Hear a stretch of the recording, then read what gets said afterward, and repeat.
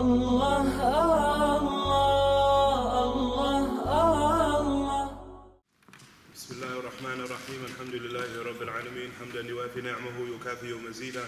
يا ربنا لك الحمد كما ينبغي لجلال وجهك ولعظيم سلطانك. سبحانك لا نحصي ثناء عليك أنت كما أثنيت على نفسك. فلك الحمد حتى ترضى ولك الحمد إذا رضيت ولك الحمد بعد الرضا. اللهم صل وسلم على سيدنا محمد في الأولين وصلي وسلم على سيدنا محمد في الآخرين وصلي وسلم على سيدنا محمد في كل وقت وحين وصلي وسلم على سيدنا محمد في الملأ الأعلى إلى يوم الدين وصلي وسلم على سيدنا محمد حتى ترث الأرض ومن عليها أنت خير الوارثين. نويت تعلم وتعليم وتذكر وتذكير ونفع انتفاع والإفادة والاستفادة والحث على التمسك بكتاب الله وبسنة رسوله صلى الله عليه وعلى آله وصحبه وسلم ودعاء إلى الهدى ودلالة على الخير ابتغاء وجه الله ومرضاته وقربه وثوابه سبحانه وتعالى. You know, Gabriel alayhi salam, he descends from the heavens. And there he sees two of the most perfect, if not the perfect examples of how children should be. Sayyida Shababu Jannah. You know, the two Sayyids of Jannah, the two masters, the landlords of Jannah, Hassan and Hussein, radiallahu ta'ala anhum wa ardahum. Does Gabriel descend once again? Does he find them in the book of Allah Ta'ala? Is that what Gabriel is descending for? Or does he find them sitting there assiduously studying the religion of Allah subhanahu wa ta'ala in the way we commonly become accustomed to? That's not what he finds. But he finds Gabriel alayhi salam, and the very reason why he descends, he finds them wrestling. Wrestling. How did he find?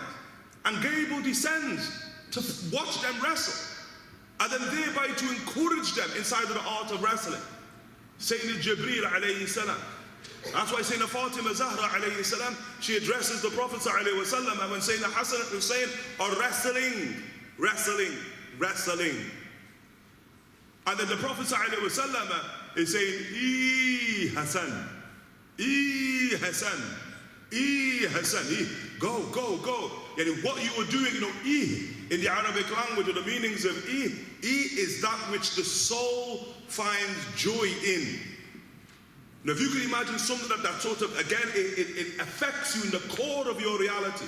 The way the Arabs would express that in their language, that's how they express it. Like one of them, he said, I was with the Prophet ﷺ upon a journey, and I recited Umayyah ibn Abi Salt al-Thaqafi, of the people of Jahiliyyah, although he reached Islam and he had a bad end, but he was a man of poetry, profound, monotheistic poetry. So I was with the Prophet ﷺ, and so I recited to the Prophet ﷺ a line, a couplet of Umayyah ibn Abi Salt. And then the Prophet ﷺ said, So I gave him a second couplet. And then the Prophet ﷺ said, And so a third couplet, Everyone said, Here, it's something affecting the Rasul ﷺ in the depths, in the fabric of his soul. So I recited to the Rasul ﷺ over 100 lines of Umayyah ibn Abi Salt, and after each and every single line, the Prophet ﷺ said, Sallallahu alayhi wa sallam. And now you see Hassan and Hussein, the way it relates, saying that Hassan and Hussein are wrestling, and the Rasul ﷺ is saying, Hassan, Hassan. I get the Rasul ﷺ. Like, it's not just that he's encouraging Sayyidina Hassan, but he's encouraging Sayyidina Hassan by saying what you are doing is affecting the fabric of my soul. It's affecting me in the core, in the depths of my soul. Sallallahu alayhi wa alihi wa sahbihi wa sallam. Yani, you know, if we were to sort of flip the discussion now, and maybe sort of we look, there's not one there, but we look there and we see the goalpost. If we were to flip that down and we say to have a five-a-side, yani we should not be saying, we should be saying like in English, It ain't good. Because وَمَا نَهَاكُمْ عَنْهُ. You understand what the Prophet prohibits as what he doesn't do. You hear that? That's bid'ah, isn't it? If he didn't do it, or he didn't create the principle for it, then it has no basis in religion in and of itself. Like, it doesn't nurture the edifice, but it destroys the edifice. So like, you know, like football, which we all engross in. Min sunnat al-Rasul sallallahu alayhi wa sallam. Like, could you even imagine with a sound heart and a sound mind? Could you even imagine the Prophet playing football? Like, would he be in goal or something, the Rasul sallallahu alaihi wasallam? Would he be a striker? Would he be left wing, right wing, midfield? Get the point? Right back, left back, central defender? Where would he be, sallallahu alaihi wasallam? And think about it. Because you're trying to be like him, and the conversation to be like him, you got to do what Muhammad sallallahu alaihi wasallam does. And that's not what he did. But he wrestled and he found joy in wrestling. I mean, in the fabric of the soul, sallallahu alaihi wasallam. It's as if Hassan is the most beloved one to you, O Messenger of God. It's as if you love Hassan the most. Huh? I mean, there you are, Hassan. You mean the word of approval for Sayyidina Hassan. And the Prophet ﷺ says, no, not necessarily. But there's Gabriel shouting, Hussein, Hussein, Hussein. There's the Jibreel alayhi salam. Sure. The greatest of the heavens and the greatest of heavens and the earth, there is a corroboration for what the art of wrestling that the Prophet ﷺ commanded us with. Sallallahu alayhi wa alihi wa sallam. You know, the Sahaba radiallahu anhum wardahum, you know, there are places. There's a place called like the Budokan or what have you inside of Japan. There are places that are legendary for like judo, or legendary for karate, or legendary for Brazilian jiu-jitsu or what have you. Meaning, as a practitioner of those, okay, sorry, your language, sorry, I'm getting carried away here. Football, there are places that are legendary for football. Like if one of you who really loves football was to stand upon Wembley Stadium, or to stand upon, if you're from Liverpool Anfield, or Goodison, or to stand upon the Bernabeu, or what have you, you stood upon that type of soil, yet if you just stood upon it, you people, you'd be like, and nobody's there, you're just there by yourself, but you'd feel a sense of achievement to stand upon quote-unquote legendary playgrounds. And that's all they are, playgrounds. No difference between that and what you found in your local school. But the Sahaba radiallahu anhum wardahum, their ground was the Rawda. Now the Rawda, tell me what ground's greater than that? And they wrestled inside of the Rawda of the Rasul sallallahu alayhi wa sallam with the eyes of the Rasul sallallahu alayhi wa sallam gazing upon them, eyes of approval. That the eyes of the Rasul sallallahu alayhi wa sallam, they connect to the depths of his soul sallallahu alayhi wa sallam. It's a spiritual, a prophetic approval of that act sallallahu alayhi wa sallam. And thereby, like, why do we find it somehow missing inside of our culture then? Like, why do we find it amiss that the things that we see that were clearly enjoined by the Rasul sallallahu alayhi wa sallam, like the Rasul sallallahu alayhi wa sallam, he says kullu Mulahi, every type of sport, we're trying to get it. The Prophet ﷺ says, every type of sport is batil, is false, is invalid. That is where ﷺ except. And then he made exceptions, ﷺ. The exceptions, throwing. And we said that splits into archery, it splits into wrestling. But wrestling is the basis of it all. You cannot be an archer unless you're first and foremost a wrestler. The basis of it is that you cannot manipulate something else unless you can first and foremost manipulate yourself, which is the basis of wrestling. MashaAllah, tabarakallah. And we know that our Prophet, we all understand it, he was a wrestler, wasn't he? Like, we know that. And he wasn't just a wrestler, he was the champion wrestler. Sallallahu alayhi wa sallam. Like the greatest wrestlers of Arabia, he stood in front of them, sallallahu alayhi wa sallam, and he defeated them. You know, one of them, Abu Aswad al-Jumahi, his name Abu Aswad al-Jumahi, he said this man was so powerful as a wrestler that you could place him upon leather, okay? Then 10 Arabians, big Arabians, strong Arabians, could try to, you know, shift his feet, and they'd be pulling the leather, and the leather would just crack under his feet. He was that sort of firm, okay? Like, how can you be that firm? That's all about center of gravity. That's all about balance. You get the point? Like how the human being manipulates his weight. See, the human being through wrestling can make himself lighter, or he can make himself heavier. He understands how to manipulate what's called his center, his balance. And so here, he manipulates his center of gravity to the point that it's like a mountain, and they can't shift him. and there's a leather breaks under his feet, a jumh, until he stands in front of the Rasul sallallahu alaihi wasallam, and the Prophet sallallahu alaihi wasallam, who controls everybody's center of gravity, shifts him. Sallallahu alaihi wasallam. The most famous of the battles of the Rasul in wrestling is Rukana ibn Abi Yazid al-Muttalabi, who the Prophet ﷺ wrestles him on a numerous amount of occasions. It's the most famous engagement of the Prophet ﷺ. The wager. The Prophet ﷺ goes and seeks him out. Al-Muttalabi ibn Abi Yazid. Say la ilaha illallah Muhammadur Rasulullah. Bringing him to the spirit. He says, no. He says, and what will it be for you to say la ilaha illallah? He says, if me and you wrestle, and you were able to throw me in wrestling, the rimaya, you're able to throw me. And the Rasul sallallahu alaihi wasallam says, so if I throw you, you'll become Muslim? He says, yeah, because it's not in his frame of reference that he could be thrown. He's never been thrown in his life, and he's challenged the greatest of them and defeated every single one of them. And thereby he wrestles the Rasul sallallahu alaihi wasallam, and like it's not even like you know, at least put up a fight or something. At least let us hear that it was going to and fro, and half an hour later, Rasul has him in a headlock or whatever it is, But no, it is like over as soon as it starts that the man is up on the ground, maghmoom, like how did even that happen? And then he goes to the Rasul, you have to do that again. One of our teachers says that he asked a man of the martial art, says, what was the Prophet ﷺ do? What was Yazid ibn Abi Yazid, Rukana, doing to the Rasul ﷺ? He said that Rukana was trying to understand what the Prophet ﷺ did to him. You get the point? First time he didn't get it. And so a great wrestler wants to know how he was defeated.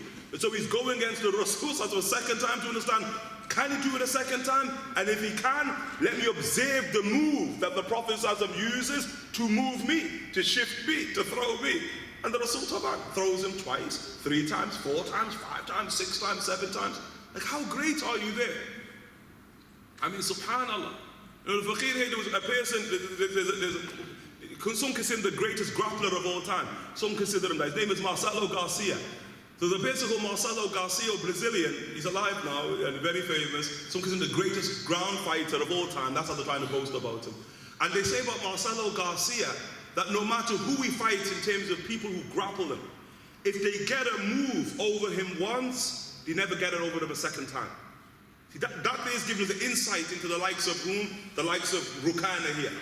That this Marcelo Garcia, if you get the move, you get to throw with him once, that's it, he's got the move. So when you come at him a second time with it, never. I mean, world champions in grappling, I've said I've only ever got a move over him once, over Marcelo Garcia. 9 times world champion in Brazilian Jiu-Jitsu, Marcelo Garcia had. But these type of things give us an insight into the Prophet sallallahu alaihi wasallam. You ain't even getting it over him once.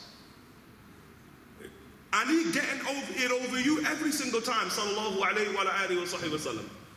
لَقَدْ كَانَ فِي رَسُولِ اللَّهِ أُسْوَةٌ حَسَنَةٌ. Like, you don't find the Prophet ﷺ a perfect and a great example in that regard. When you look at all the companions, they followed him in that way. Sallallahu alayhi wa alihi wa sallam. And wrestling was the basis of their kinesthetic intelligence. It was the basis of it. To the point it became sacred that it's inside of the roda of the Rasul sallallahu alayhi wa alihi wa sallam. And we could go as far as saying, in terms of the furud, that they wrestled more in the roda than they prayed in terms of the furud. You could go as far as saying that with the companions radiallahu عنهم. And so thereby, where does wrestling become? What is wrestling thereby? Upon the scale of importance in terms of you who's truly seeking to be religious.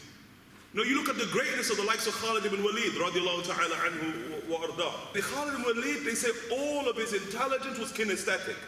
It was all inside of his form. You're not going to associate the great Khalid ibn Walid with like the profundity of knowledge or profundity inside of the Quran or profundity in the mafahim of the Rasul. That's not what you're going to associate Sayyidina Khalid radiallahu anhu warda with. But he is the sword of God. His profundity lies in his ability to manipulate form and other form. Now he was trained in wrestling by the great Sayyidina Umar radiallahu anhu warda, his nephew. Khalid is the uncle of Sayyidina Umar ibn Khattab, and Khalid ibn Walid, although he's younger than Umar, that he was trained, raised by Umar ibn Khattab in the art of wrestling. And the rest is history for Sayyidina Khalid radiallahu ta'ala anhu warda. I mean, the ability to sort of manipulate arrows, the ability to manipulate the sword, the ability to manipulate horses, all of them very, very important. And all of these, whether it becomes wrestling, whether it becomes swimming, whether it becomes archery, they are of critical importance to who you will become. Who you will become. Our great Imam radiallahu anhu warda of the 10th century, Imam Abdul Wahhab al-Sha'rani rahimahullah ta'ala, inside of his great and very, very central and important work, which is called Uhud al-Muhammadiyah, the Muhammadan covenants. I.e. the covenants, not just the covenant that we took with Allah subhanahu wa ta'ala.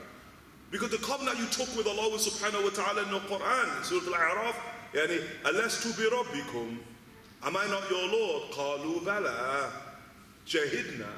We said indeed, and we bear witness to that. We bear witness to that. That is the covenant that you've taken with Allah subhanahu wa ta'ala as it relates to Allah subhanahu wa ta'ala. But you've also taken a covenant with Allah subhanahu wa ta'ala as it relates to Rasulullah ta'ala sallallahu alayhi wa sallam. And that covenant once again is simply to be like him. And Al-Sha'rani rahimahullah ta'ala inside of his Uhud al-Muhammadiyah, in his Muhammadan covenants, understand my point, Muhammadan covenants, you and I signed on a dotted line in front of Allah subhanahu wa ta'ala that we would be like the Rasul sallallahu alayhi wa sallam. And that it wasn't be like the Rasul in a very generic way. Like point after point after point. His book details every single point that we signed upon the dotted line over. And he says, radiallahu anhu warda, that we took a covenant with Allah subhanahu wa ta'ala over the martial arts. To be martial. And to be of those who perfect those arts in the same way the Prophet ﷺ did. And then he goes even further. He says, and that is the covenant that most people are most neglectful of. That's what Abdul Wahhab al-Sha'rani rahimahullah ta'ala says. And then he begins to quote the shuyukh, the great shuyukh, quotes like the Qadi Zakaria al-Ansari rahimahullah ta'ala. He's a Qadi Zakaria who to his hundreds he lived, radiallahu anhu warda. Amma, Qadi Zakaria. Qadi Zakaria, if you want to sort of tie it to the greater theme, anybody who recites the Quran with transmission upon the face of the earth, their transmission has to go through Qadi Zakaria al-Ansari. Has to go through him. And all transmissions, east, west, north, south of the Quran merge in this great Imam called Qadi Zakaria al-Ansari. He's known as Shaykh al-Islam. We call him the Shaykh of Islam. Radiallahu anhu warda. And he said, in his age, we would find Qadi Zakaria al-Ansari in the Nile swimming, fulfilling that part of the mandate of the martial arts. Alimu awladakum as-sibaha. You know, how can you be a person of tasbih if you're not a person of sibah? How can you be truly a person, because we can all say subhanallah, but can we really say subhanallah? And so why do we find our tasbih subhana missing? Because we find our sibah, same way, missing. That's swimming. We're not a people who became one with water such that we can become one with God. Imam al-Zarruq rahimahullah ta'ala in the hadith of Sahih Muslim, Inna Allah watar yuhibbul watar. Verily God is one and he loves those who are at one with him. How do you become at one with Allah subhanahu wa ta'ala? Are you going to learn to become at one with other things? Like love. Deviating, no doubt I am right now. But like love, how can you love Allah subhanahu wa ta'ala? How do you learn to love Allah subhanahu wa ta'ala? And if you can't love your mother, if you can't love your father, you can't love your wife, you can't love your husband. No. Yani, dunyawi love rears us for divine love. It teaches us how to love. Like you love Allah subhanahu wa ta'ala, you love Allah Jalla fil Ula. Think about a person whom you love. And I mean like real love. Like what are the signs of real love? Like tell me what goes on inside of your mind, real love. Now what you usually find is this suspension of the mind, isn't it? The mind is negated when love manifests, isn't it? So you know, when you say I love Allah subhanahu wa ta'ala, do you find that type of negation of the mind? Like infatuation, where you can't even think straight because you're all in love? Do you find that with Allah Jalla fil Ula? وَوَجَدَكَ ضَالًّا. Like we found you in a state of infatuation, profundity of love. Allah subhanahu wa ta'ala said, فَهَدَى. And then we granted you guidance. Allah Jalla fil-Ula says. Yani, things of the dunya train us for things that are higher. Like swimming, it's a training for the soul. That's what swimming is. For sibaha in Allah subhanahu wa ta'ala. Like archery, it's like a training for the mind. It's what's called tashheeh al-dhihn. Like you look at the imams of religion, look at imams, like look at Imam al-Bukhari. Like why in the biographies of Imam al-Bukhari, the greatest imam of hadith ever, will it say he never missed a bullseye? He was a 10 out of 10 shooter in archery. Like why would he even mention that? You with it? Like what's the importance of Imam al-Bukhari rahimahullah ta'ala in that regard? Why would it say about Imam al-Shafi'i عنهم 10 out of 10 in archery, never missed a bullseye? They say to the point that Shafi'i, to demonstrate his brilliance, Shafi'i would take arrows and he would write his name. Just through arrows. Muhammad ibn Idris. He would write his name in arrows. That's what it says in the biography of Shafi'i. Radiallahu ta'ala anhu warda. But I'm saying, why are they mentioned in the biography of the great imams of thought? Because it's anchored somewhere else, isn't it? It's anchored in an ability to want to shoot a bow, to hold a bow. Sallallahu alayhi wa sallam. How the Prophet sallallahu alayhi wa sallam would see the Sahaba shooting. And the Ilmu, ya Bani Israel, ya Bani Ismail. Shoot. O Banu Ismail. Verily your forefather also was an archer, a bower. Sayyidina Ismail alayhi salam, the son of Ibrahim. And he took it from father. You get the point? Like, look at it. That's one of the great narratives in the Quran of Tarbiyah. The rites of passage, father and son. How Ibrahim is raising Sayyidina Ismail. And when they started running together, inside of the Quran, mashallah, tabarakallah, one of the great martial arts of the Rasul sallallahu alaihi wasallam is to run. I'm talking about sprint, not to run long distance. They're not long distance runners. But they're short distance runners, sallallahu alayhi wa sallam. And they would train upon that. The Rasul who would do it himself. Not just the men, the women folk. Famous tradition of Aisha and the Prophet sallallahu alayhi wa sallam doing it in a military setting. Coming back from war, and then the Prophet sallallahu alayhi wa sallam would tell the Sahaba, everybody go ahead. In the midst of that, everybody go ahead. I mean, they're coming back from war. So they all go ahead until they're out of sight. Then the Prophet sallallahu alayhi wa sallam would say to Aisha, get off the beast, get off. And then you jump off the beast, off the camel, and then the Prophet would say, on your marks, get set, go.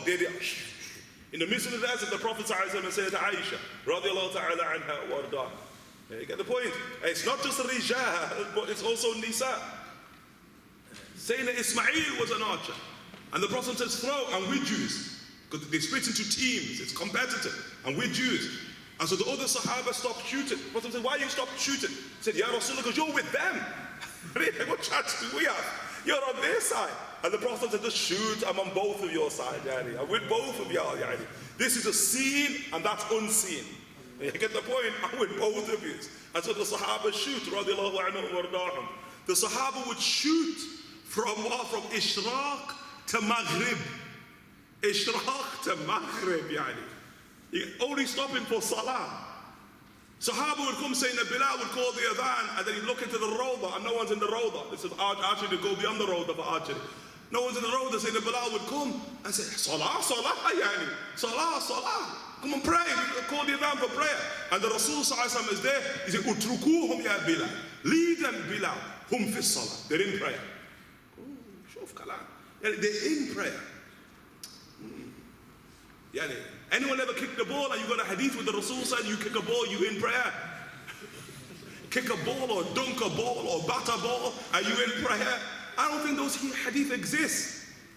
Yani, we got to value what he valued, sallallahu alayhi wa sallam. You know, look, sure, I know, I've sat with people, subhanallah, I know, is life difficult? Is our life difficult? Are some of us stressed? Some of us stressed. Sisters, some of you stressed out. And you're all smiling now, but I know life's difficult. Stressed, isn't it? It's stress, depressed. You know, it's only a few years, 3 or 4 years to go to the World Health Organization says depression is the #1 killer in a human being, in man in particular. Second killer in women, they say, depression. And the Rasul simply said, if any of you are depressed, simply take your bow and hang it over your neck. Look what he said. He gave you a cure for depression. Sallallahu alayhi wa sallam. Like, where are we in relation to the bow? You know, the Prophet ﷺ was a bower from young age. Some of us who studied Sirah, Fijar. Do you find the Prophet Fijar when he's 15 years of age with a bow? Do you find the Prophet Fijar with arrows? At 15 years of age, 25 years couple in Nubuwwah before Nubuwwah. And he's training in the arts. Sallallahu alayhi wa sallam. Where are you with it? What about horses? Because I know you're speaking about swimming, archery maybe, and wrestling, but likewise, where do we with horses? Of the most important. You get the point, the human being is an animal. Are we an animal or not? Everybody's defined as an animal. Ancients and modern, human being is an animal. Just that on the continuum of animals upon the face of the earth, we differ from other animals. You see, through spirituality, through rationality, that's how we differ. But through physicality, la.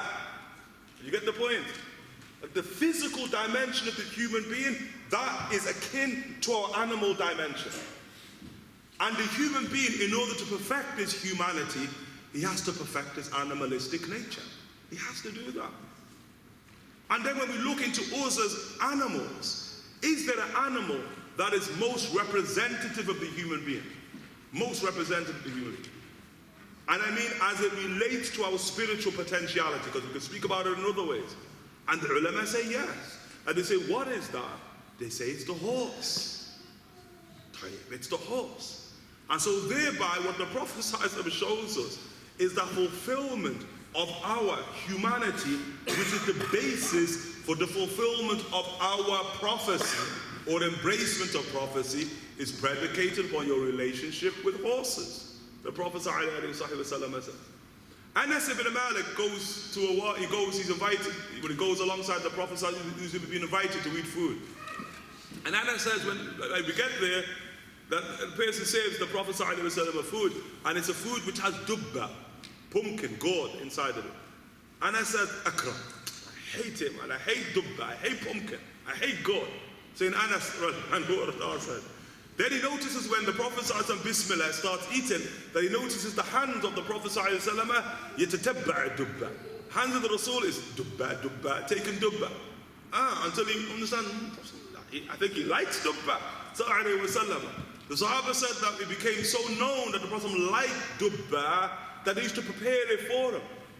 I mean, just think about that. Like, think about if the Rasul is coming to your house, like, what are you going to say to him? No, we might have other ideas, isn't it? From the dictates of culture. Nice biryani, nice roti. We might have ideas about what's the best thing to say to Rasul sallallahu alaihi wasallam. But shufa sahaba, dubba, pumpkin. That's what he likes sallallahu alaihi wasallam. Because of its lack of dunya, the nature of pumpkin. But look at Anas' statement. I hated dubba until I saw the hands of the Prophet sallallahu alaihi wasallam that he used to follow dubba. From that moment, I love dubba. That shift now, isn't it? From tabi'ah, from his own nature, you know, your likes, your wants, I like this, I prefer this, unto what the Prophet ﷺ likes, what the Prophet ﷺ wants, what the Prophet ﷺ desires. And so you see the hadith in Tirmidhi, لا يؤمن أحدكم. None of you believe حتى يكون هواء تبعا لما جئت به, until your desire is in accordance with what I have brought. Like, you don't believe, yani, till your desire is like his desire. Tayyib. Sayyid Anas radiallahu anhu warda, he says in one riwayah that there was nothing more beloved to the Prophet ﷺ than horses. Nothing. Okay? And in case you're thinking, well, Tayyib, well, that means nothing more beloved. In another riwayah, Sayyid Anas says there was nothing more beloved to the Prophet ﷺ than horses, with the exception of women. So that with the exception of the women is beautiful, because it's showing us the horses, it includes Banu Adam. You get the point? It's everything. Of all the things that there is to love of the world, there is nothing more beloved to the Rasul than horses, with the exception of women.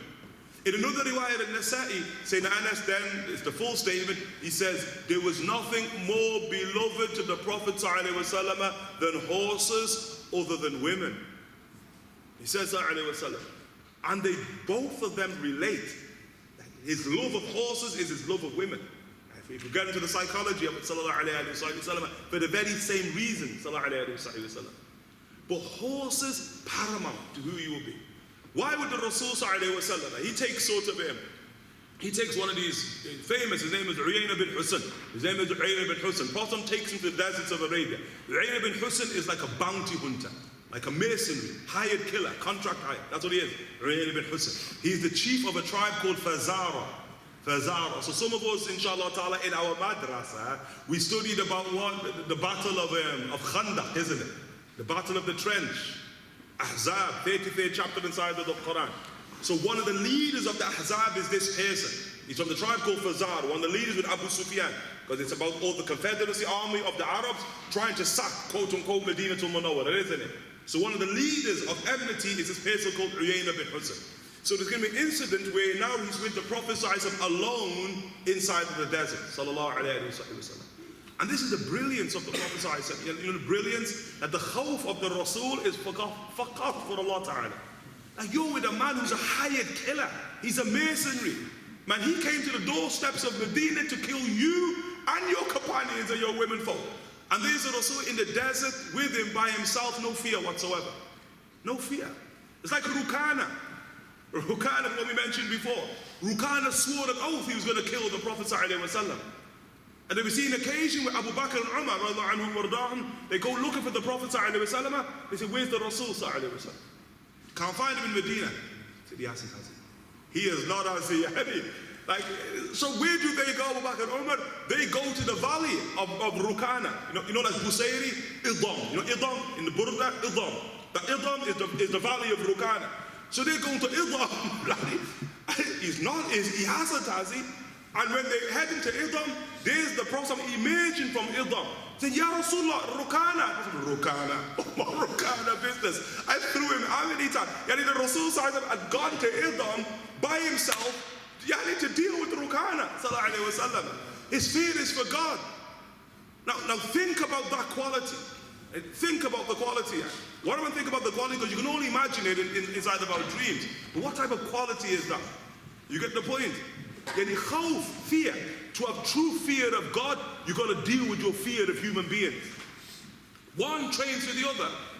Sallallahu alayhi wa sallam. So there he is in the desert with Uyayna bin Husn. And then look at the words of the Rasul to Uyayna bin Husn. Look at his weight of all the things the Rasul is going to clarify, maybe you can say boast about. What would it be? To Uyayna bin Husn, he said, Ana akhras minka.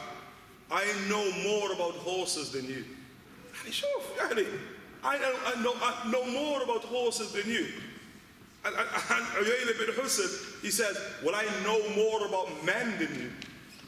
I know more about men. How can that be? You get the point? The Prophet begins to approach him. Because your knowledge of horses is your knowledge of men. You understand? Uncanny. And I know it may be sort of weird for some of us, but subhanAllah, if you get into equine studies, the study of horses, it is bewildering how the horse, like you have that statement in English, like you're staring the horse right in the mouth. What does it mean? You're looking at yourself. It is bewildering how the horse is an extension of the human being. How he extends the human being. It is bewildering that in your ability, ribat al-khayr. I mean, he said this for children. Alimuhum as-sibaha wal-rimaya wal-ribat al-khayr. Yani, how to rear horses. It is bewildering that a person who can rear a horse is rearing themselves. And a person who can rear a horse can rear anybody else. It's bewildering the correlation between them. And that's what the Rasul wants for us to be able to rear ourselves. Guaranteed, without the sports, quote unquote, of the Prophet sallallahu alaihi wasallam.